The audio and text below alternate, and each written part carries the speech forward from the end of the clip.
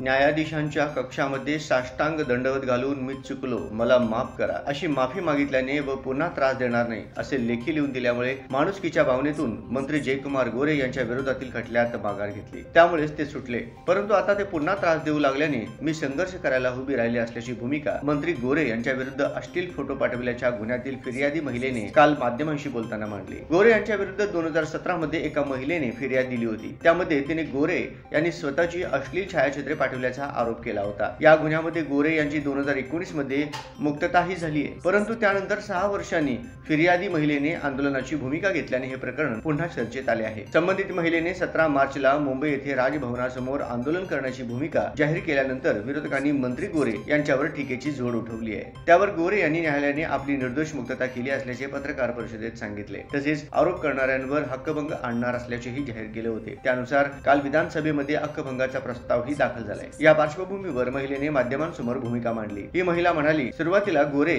यांनी मला जीवे मारण्याची धमकी दिली, तसेच कुटुंबियांना त्रास देऊ असेही त्यांनी सांगितले। परंतु धमक्यांना मी डगमगले नाही। त्यानंतर त्यांनी विनंती केली, तेव्हा मी पुन्हा असे करणार नाही, तुम्हाला त्रास देणार नाही असे लेखी लिहून द्या असे मी त्यांना सांगितले। तसा माफीनामा त्यांनी लिहून दिला। मात्र ते पुन्हा मला त्रास देत आहेत। मी आंदोलनाचा निर्णय घेतला नव्हता, तरीही 26 जानेवारीला मी उपोषण करणार असल्याचे पत्र मलाच पाठविले जात आहे। या त्रासाला कंटाळून मी आंदोलनाचा निर्णय घेतला आहे।